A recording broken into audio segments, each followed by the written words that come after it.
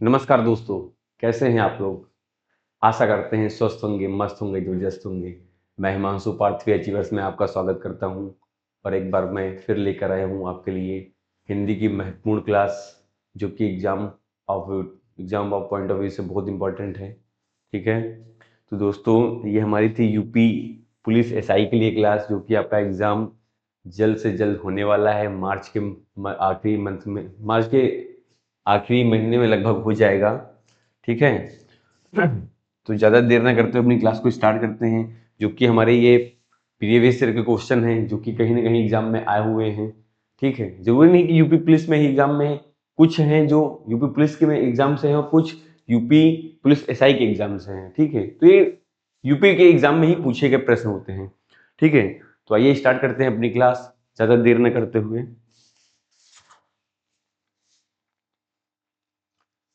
हमारा पहला प्रश्न है, दिन दूना रात चौगना। दिन दूना और रात चौगना, ठीक है, इसमें कौन सा अलंकार है? उपमा, अतिशयोक्ति, अनुप्रास या यमक अलंकार? ठीक है, तो आंसर दीजिए आप लोग जल्दी से। दिन दूना रात चौगुना का मतलब क्या होता है? 30 सेकंड का समय आपके पास है, जल्दी से आंसर दीजिए। दिन दूना और रात चौगुना का मतलब क्या होता है?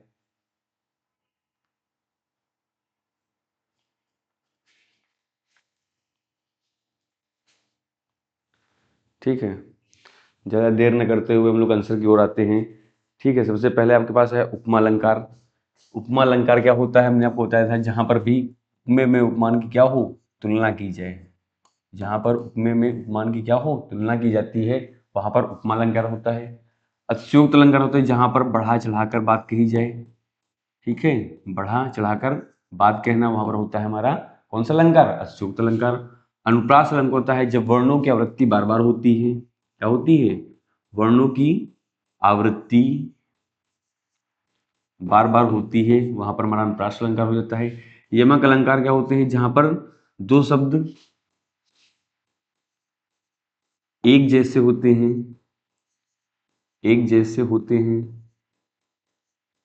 परंतु उनके अर्थ बदल जाते हैं, परंतु उनके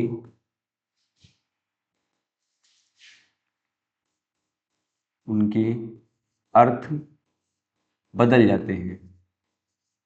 ठीक है, दो शब्द एक जैसे होते हैं परंतु उनके अर्थ बदल जाते हैं, वहां पर क्या होते हैं? वहां पर हमारा यमक अलंकार हो जाता है। दो शब्द एक जैसे हों, उनके अर्थ ना बदले, तो वहां पर लाटानुप्रास अलंकार हो जाता है। ठीक है, जब दो शब्द एक जैसे होते हैं परंतु अर्थ नहीं बदलते हैं, अर्थ ना बदले तो लाटानुप्रास अलंकार, और जब अर्थ बदल जाते हैं तो वहां पर हो जाता है हमारा कौन सा अलंकार? वहां पर हमारा अलंकार वो हो जाता है हमारा यमक अलंकार। ठीक है, जैसे कनक कनक आपने बहुत एग्जाम्पल देखा है। कनक कनक तिसौनी मद अधिकाय, या पाए बहुराय जग्या है, काली घटा का गमन घटा। ठीक है, आदि एग्जाम्पल बहुत सारे होते हैं जो कि आपके उसमें होते हैं। ठीक है, ये क्या होते हैं? ये सब हमारे यमक अलंकार है। और एग्जाम्पल क्या होता है यमक अलंकार? तीन बेर खाती थी वो तीन बेर खाती, यानी तीन बेर खाती थी। एक बेर का मतलब है फल होती है, एक बेर का मतलब है बार बार खाती थी। ठीक है, तो हमारा यहाँ पर दिन दूना रात चौगुना, यानी दिन दो गुना है और रात चौगुना है। क्या ऐसा हो सकता है? यानी यहाँ पर क्या कर रहा है? बढ़ा चढ़ाकर वर्णन किया जा रहा है, तो यहाँ पर हमारा कैसा अलंकार है? यहाँ पर हमारा अच्युत अलंकार है। तो सही आंसर हमारा क्या हो जाएगा? बी ऑप्शन हमारा सही आंसर हो जाएगा। ठीक है, अगला प्रश्न देखते हैं बच्चों। दोस्तों अगला प्रश्न है, राम गया ही था। राम गया ही था में कौन सा काल है? भूत है, पूर्ण भूत है, संदिग्ध भूत है, सामान्य भूत है? बताइए। ठीक है, भूतकाल तो भैया आपको बताया था, जहां पर ई ए या लग जाए भूत होता है। कौन सा भूत होता है? मगर था भी लग जाए तो भूत होता है। तो ये भूत के प्रकार है, भूत में नहीं। अब भूत में कौन सा प्रकार है ये आपको पहचानना है। पूर्ण भूत है, संदिग्ध भूत है, समान भूत है? जल्दी से बताइए कौन सा भूत है। फटाफट से आंसर कीजिए, बहुत बढ़िया क्वेश्चन है आपके लिए।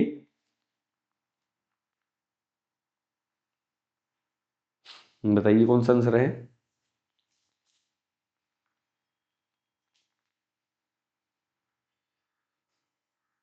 ठीक है, राम गया ही था।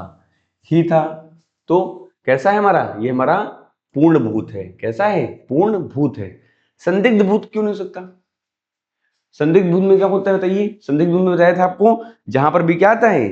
किया हो, या हो, है, हो लग जाए, यानी जो वर्तमान में पूर्ण हो चुकी हो वो कैसी होती है, वो सॉरी हाँ वर्तमान में पूर्ण हो जाती है तो वो कैसी होती है, वो संदिग्ध भूत होती है। ठीक है, वर्तमान भूत के साथ साथ और भूत में भी हो तो कैसी होगी, वो हमारी संदिग्ध भूत होगी। जैसे शायद अशोक ने शस्त्र त्याग किया हो, शायद वह कल आया हो, तो या हो ऐसे शब्द जहां पर लग जाते हैं वो हमारे संदिग्ध भूत होते हैं। सामान्य भूत क्या होते हैं, जिसके लास्ट में या आ जाए, शिव या आए, जैसे गया, राम गया, ई आ जाए, ए आ जाए, वहां पे होते हैं हमारे समान भूत होते हैं। तो हमारा सही आंसर है यहाँ पर कौन सा, पूर्ण भूत हमारा सही आंसर है। बच्चों अगला प्रश्न है, अभिज्ञान शकुंतलम के रचयिता, अभिज्ञान शकुंतलम के रचयिता कौन है? ठीक है, भास है, कालिदास है, भवभूति है, अश्वघोष है। जल्दी से आंसर कीजिए।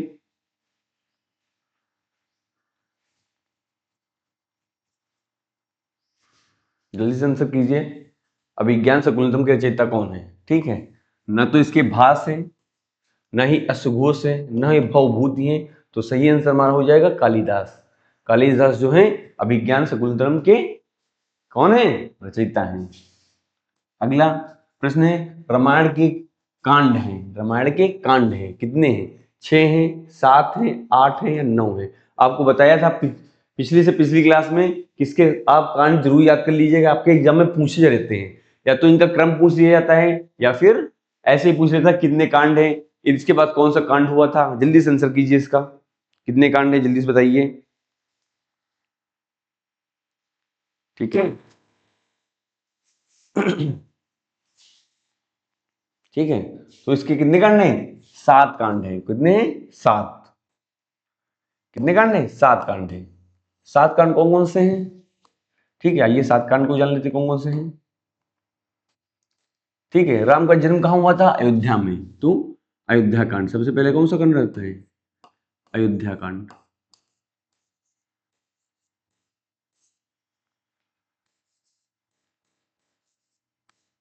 ठीक है, अयोध्या कांड में जन्म हुआ, जन्म हुआ उसके बाद क्या होगा, थोड़े बड़े होंगे, खेले कूदे होंगे, तो उसका कैसा बाल कांड हो गया। दूसरा दूसरा कौन सा हो गया? बाल कांड। ठीक है, अब बाल कांड के बाद कौन सा कांड आएगा? भाई जन्म हुआ, जन्म के बाद उनका बाल कांड स्टार्ट हुआ। अच्छा, पहले बाल कांड होगा पहले अयोध्या कांड होगा, ये बताइए, बताइए दोनों में से, यही आपसे पूछ रहा है, पहले बाल कांड आएगा पहले अयोध्या कांड आएगा? बताइएगा। पहले पहले नंबर पे कौन सा आएगा? पहले नंबर पे हमारा आएगा अयोध्या कांड की बाल कांड। पहले नंबर पे आएगा हमेशा बाल कांड, क्योंकि उनका बचपन, बाल कांड में बचपन था, उसके बाद हमारा अयोध्या कांड हुआ स्टार्ट हुआ था। ठीक है, ये जानने के लिए आपके ऊपर नीचे लिखा था ताकि आप पहचान जाए इससे कि पहले कौन, पहले बाल हुआ फिर वो अयोध्या में पले बड़े। ठीक है, तो सबसे पहले कौन सा आएगा हमारा? पहले आएगा हमारा बाल कांड। बाल कांड के बाद कौन सा आएगा दूसरे नंबर पे? अयोध्या कांड। फिर से आगे पीछे करेंगे, आप देखते रहिएगा, आप बताइएगा सही आंसर। ठीक है, अगर कहीं पर आगे पीछे हो जाए। अयोध्या कांड, अयोध्या कांड के बाद क्या हुआ था? अयोध्या के बाद कहां गए थे? जंगल गए थे, यानी अरण्य कांड। चौथे नंबर पे कौन सा आएगा? अरण्य कांड के बाद कौन सा कांड हुआ था? सुंदरकांड। अरण्य कांड के बाद सुंदरकांड हुआ था कि किष्किंधा हुआ था? बताइए कौन सा हुआ था? किष्किंधा कांड हुआ था। कौन सा? किष्किंधा कांड।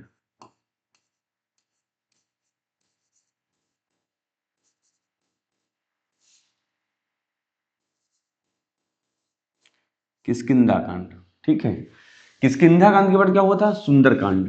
पांचवी पे कौन सा आएगा? सुंदरकांड। छठे पे कौन सा हुआ था? उत्तरकांड। उत्तरकांड।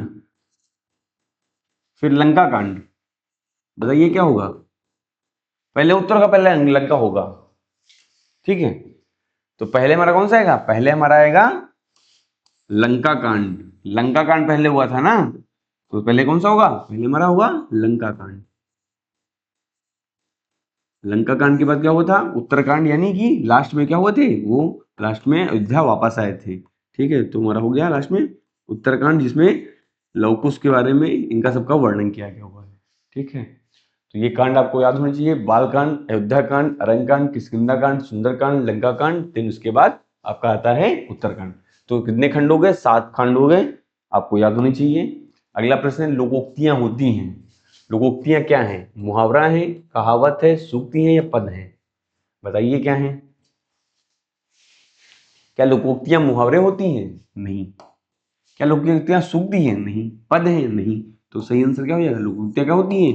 कहावत होती हैं। ठीक है बच्चों। अगला प्रश्न है, जो सब जगह हो, जो सब जगह हो क्या होता है?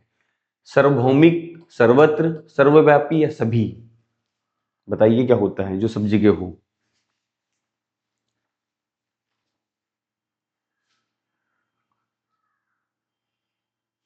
बताइए क्या होता है?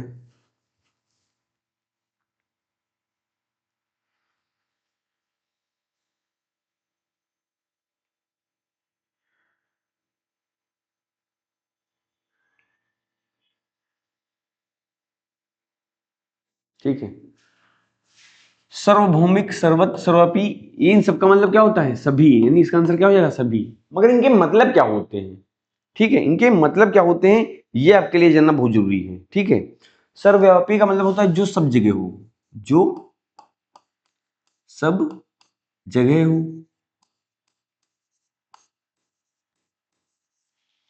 जो सब जगह हो क्या होता है? वो हमारा होता है सर्वव्यापी होता है। ठीक है, और सार्वभौमिक क्या होता है? जो सभी जगह पे हो।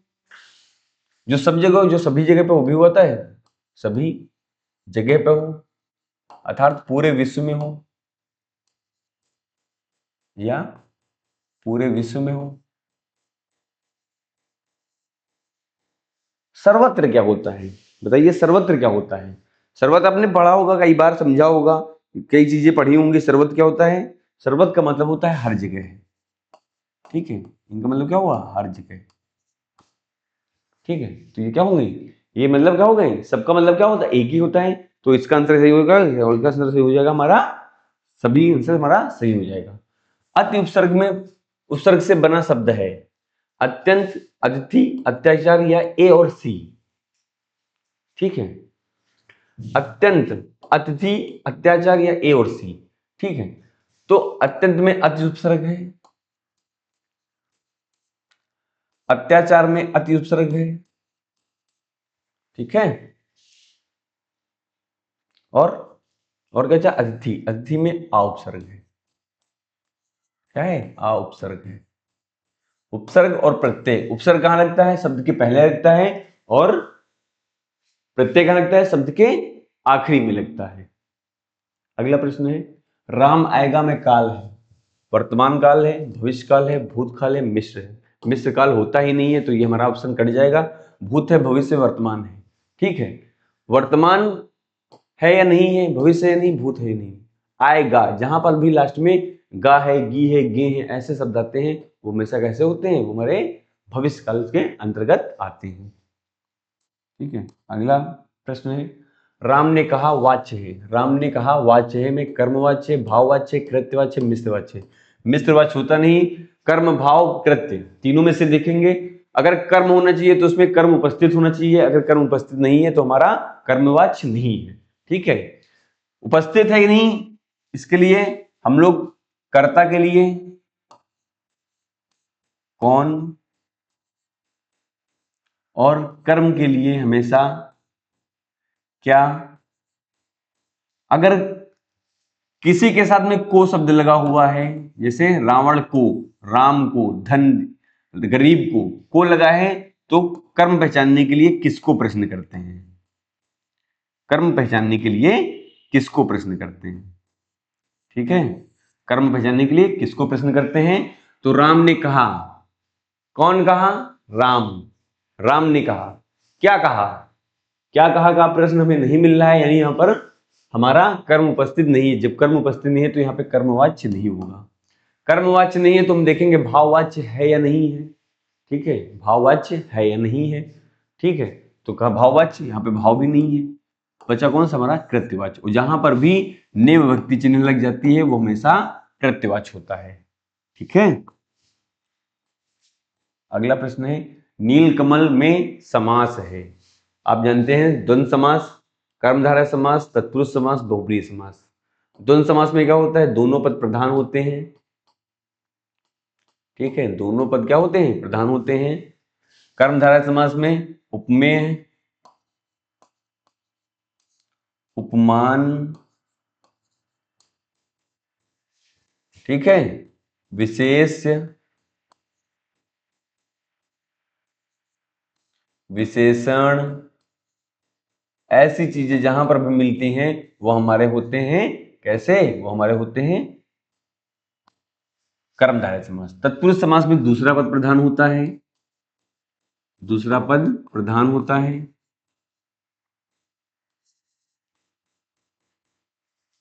बहुब्रीहि समास में अन्य पद प्रधान होता है, क्या होता है, अन्य पद प्रधान होता है। आपके पेपर में ऐसे ही क्वेश्चन पूछ लेता है कि इनमें से कौन सा दूसरा पद प्रधान है, किसमें पहला पद प्रधान है। पहला पद किसमें प्रधान होता है, पहला पद हमारा अव्ययभाव समास में प्रधान होता है। तो ये हमारा नील कमल जो है क्या है, एक इसमें नीला है जो कमल, नीला है जो कमल, यानी कमल की विशेषता बता रहा है, यानी विशेष, ये क्या हो गया हमारा, ये हमारा विशेष से हो गया, क्या हो गया, विशेष। और जो हमारा नील है ये क्या हो गया, हमारा विशेषण हो गया। और जहां पर भी हमारा विशेष विशेषण मिल जाते हैं वो हमेशा हमारे कैसे होते हैं, वो हमारे हमेशा कर्मधारय समास होते हैं। अगला प्रश्न है, सिंह का स्त्रीलिंग है, सिंहनी है, सिन्हा है, सिंहिका है, सिंहड़ी है। बताइए क्या होगा, सिंह का स्त्रीलिंग क्या होगा, जल्दी से आंसर कीजिए इसका, बहुत बढ़िया प्रश्न है आपके सामने। सिंहनी होगा कि सिन्हा होगा, सिन्हिका होगा, ठीक है। तो सही आंसर हमारा क्या हो जाएगा, सही हमारा हो जाएगा हमारा सिन्हा, सिन्हा होगा, सिन्हा हमारा आंसर नहीं होगा। तो आंसर क्या होगा फिर, आंसर हमारा हो जाएगा सिंहनी, सिन्हा नहीं होगा, सिन्हिका नहीं होगा, सिंहड़ी भी नहीं होगा, ठीक है, सॉरी सिंहड़ी भी नहीं होगा, ठीक है। तो आंसर हमारा क्या हो जाएगा, सिंहनी, क्या हो जाएगा, सिंहनी हमारा सही आंसर हो जाएगा, ठीक है। अगला प्रश्न है, अगला प्रश्न कौन सा है, अगला प्रश्न है आपके पास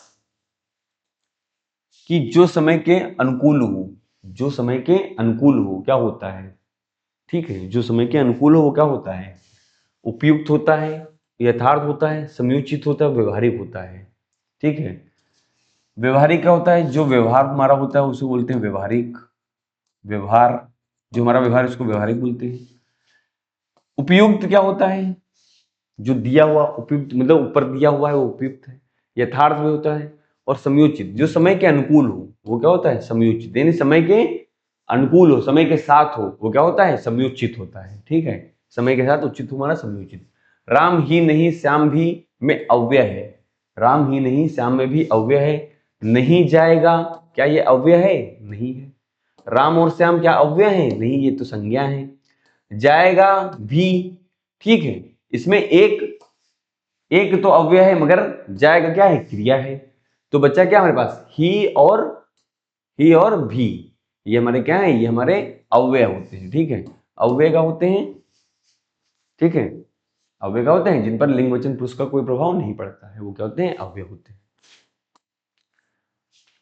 निम्न में से अशुद्ध वाक्य कौन सा है, वह मुझसे बड़ा है, सही वाक्य है। वह मुझको बड़ा है, क्या ये सही है। वह मुझसे अधिक योग्य है, बिल्कुल सही है। वह मुझसे श्रेष्ठ है, बिल्कुल सही है। वह मुझको बड़ा है, वह मुझको नहीं बड़ा है, वह होना चाहिए वह मुझसे बड़ा है, क्या है, वह मुझसे बड़ा है। तो यहाँ पर सही आंसर हमारा हो जाएगा वह मुझसे, मुझको बड़ा है, ये हमारा सही आंसर है, क्योंकि यही क्या है, अशुद्ध वाक्य दिया हुआ है। अगला प्रश्न है, वह दौड़कर गिर पड़ा में क्रिया है, वह दौड़कर गिर पड़ा में क्रिया है, क्या है। दौड़कर, गिर पड़ा, गिर या पड़ा, ठीक है। वह दौड़कर में कौन सी क्रिया है, ठीक है, वह दौड़कर क्रिया है, में क्रिया क्या है, दौड़कर जो है हमारी क्या हो गई, वो हमारी क्रिया हो गई, ठीक है। अगला प्रश्न है, रामायण के खंड, ये आपको बता दिया है, फिर से रिपीट हो गया क्वेश्चन। साथ है, जो दिखाई ना दे, जो दिखाई ना दे, इसका आंसर कीजिए जल्दी से। जो दिखाई ना दे क्या होता है, ये जो दिखाई ना दे क्या होता है? पिछली क्लास में ये क्वेश्चन आपको हमने कराया था, बताया भी था कि क्या होते हैं जो दिखाई ना दे। जितने हैं सारे सारे के लगभग आंसर बताए थे। अब सारे में से आप आंसर दे दीजिए एक बार जल्दी से। हाँ भाई, जल्दी से आंसर दीजिए इसका।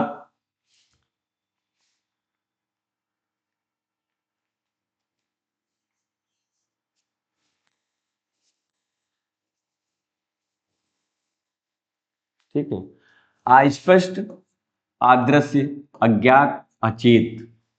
जो दिखाई ना दे क्या होता है? वो होता है अदृश्य।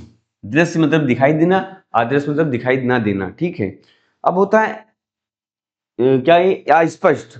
अस्पष्ट का मतलब क्या होता है?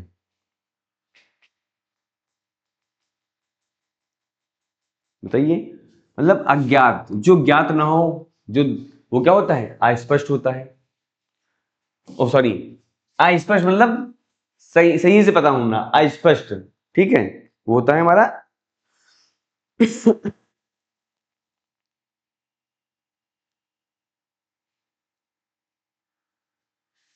ठीक है, अस्पष्ट मतलब जो सही से दिखाई न दे जाए, जो सही से समझ में ना आए, वो होता है अस्पष्ट। स्पष्ट, कोई चीज स्पष्ट ना होना। ठीक है, अदृश्य जो दिखाई न दे। अज्ञात जो ज्ञात ना हो, वो अज्ञात। अचेत, अचेत मतलब होता है बेहोश। अचेत मतलब क्या होता है? बेहोश।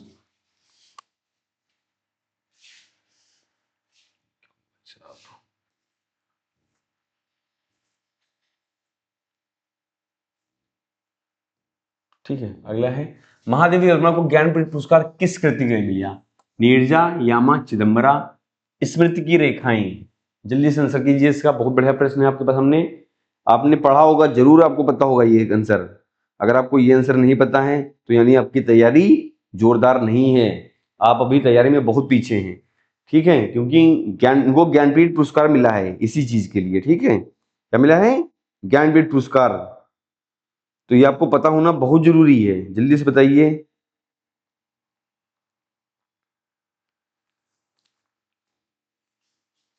ठीक है, ज्ञानपीठ पुरस्कार महादेवी वर्मा को ज्ञानपीठ पुरस्कार किसके लिए? नीरजा के लिए मिला है? नहीं, यामा के लिए मिला है, या चिदम्बरा के लिए मिला है, या स्मिथ के लिए लिखा है। ठीक है, तो सही आंसर हो जाएगा हमारा यामा। क्या हो जाएगा? यामा। कब मिला था? 1982 में मिला था। ठीक है, कब मिला था? 1982 में मिला था। ठीक है, तो चिदम्बरा किसकी रचना है? चिदम्बरा किसकी रचना है बताइए? चिदम्बरा किसकी रचना है? चिदम्बरा जो है वो सुमित्रानंदन पंत की रचना है। किसकी है? सुमित्रानंदन पंत की रचना है। चिदम्बरा किसकी है? सुमित्रानंद। अब इनको ज्ञानपीठ पुरस्कार मिला था किस किस सन में मिला था ये बताइए। इनको भी ज्ञानपीठ पुरस्कार चिदम्बरा के लिए मिला था, मगर किस सन में मिला था ये बताइए। ठीक है, तो इनको मिला था 1972 में, नहीं 1968 में मिला था।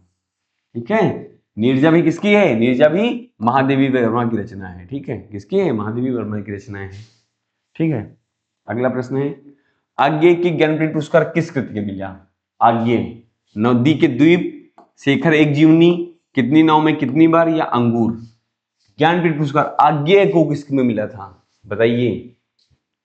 किस कृति के लिए मिला था? ठीक है, आज्ञे को मिला था कितनी नाव में कितनी बार के लिए ज्ञानपीठ पुरस्कार मिला था। इनकी अच्छी रचना थी, और इसको मिला था 1968 में। कब मिला था? 1968 में जो है इनको ज्ञानपीठ पुरस्कार दिया गया था। अगला प्रश्न है नीचे दिए गए वाक्यों में विशेषण का प्रयोग हुआ है। विशेषण का प्रयोग हुआ है किसमें? राम और श्याम। राम ने राम ने माँ से पानी और खाना मांगा। राम ने खाने के बाद दाल और रोटी परोसी। राम ने रोटी खाकर और रोटी मांगी। इनमें से विशेषण का प्रयोग किसमें हुआ है? ठीक है, देखिए ये जो और है, ये और है। ठीक है, और जो हमारा क्या, अरे आजा भाई, ये और है, ये और है। ठीक है, और एक अपने लास्ट में बचा है कौन सा? एक जो अलग से और बताएंगे आपको, ये वाला और। ठीक है, इन सब और में अंतर है। राम और श्याम ये समुच्चय बोधक अव्यय का काम कर रहे हैं। ये भी अव्यय का काम कर रहा है, ये भी अव्यय का काम कर रहा है, ठीक है। यानी दो वाक्यों को आपस में जोड़ने का काम कर रहा है। मगर राम ने रोटी खाकर और रोटी मांगी, और रोटी मांगी मतलब जैसे हम कहते नहीं, हमने जैसे हम खा लेते हैं, हम और दो, और दो मतलब और दोनों को जोड़ नहीं रहा है, क्या कर रहा है, और मांग रहा है, यानी और ज्यादा लेने का प्रयास कर रहा है। तो ठीक है, यहाँ पर विशेषण क्या हो जाएगा, और हमारा एक है ये हमारा विशेषण हो जाएगा, ठीक है। तो सही आंसर हमारा हो जाएगा क्या, डी ऑप्शन हमारा सही आंसर होगा। राम ने रोटी खाकर और रोटी मांगी, ये हमारा सही आंसर हो जाएगा। अगला प्रश्न, निराला का प्रसिद्ध काव्य है। उर्वशी, राम की शक्ति पूजा, मधुशाला, भारत भारती। जल्दी से आंसर कीजिए।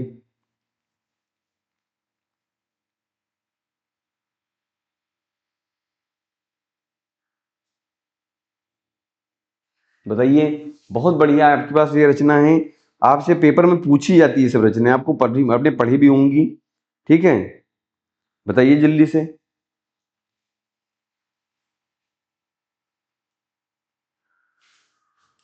ठीक है, राम की शक्ति पूजा, उर्वशी, ठीक है। बताइए उर्वशी किसकी रचना है। उर्वशी जो है वो हमारी किसकी रचना है, उर्वशी हमारी रामधारी सिंह दिनकर की रचना है। किसकी है, रामधारी सिंह दिनकर,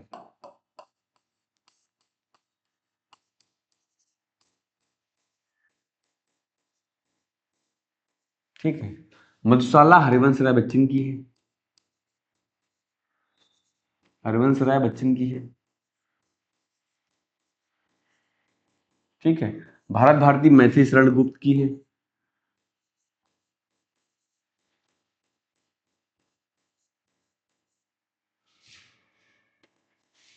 मैथिली शरण गुप्त की है, ठीक है। तो निराला की रचना कौन सी है, राम की शक्ति पूजा जो है वो निराला की मुख्य रचना है, ठीक है।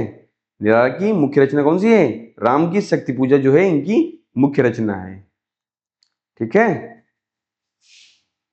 अगला प्रश्न है, मात्र किस श्रेणी में आता है, निपात में, कालवाचक, स्थानवाचक या अव्यय। प्रश्नवाचक अव्यय में आता है, ठीक है। तो निपात, मात्र जो है वो क्या है, जो निपात क्या होता है, मात्र, क्या ये कालवाचक, क्या ये स्थान के बारे में, समय के बारे में बात कर रहा है, नहीं। जैसे हम लोग कहते हैं मात्र इतने रुपए, मात्र एक चीज दे दीजिए, ठीक है। स्थानवाचक है, स्थानवाचक भी नहीं है। प्रश्नवाचक है, प्रश्नवाचक भी बचा कौन सा हमारे पास, बच्चा हमारे पास निपात, जो हमारा सही आंसर हो जाएगा। निपात क्या है, हमारा सही आंसर हो जाएगा, ठीक है।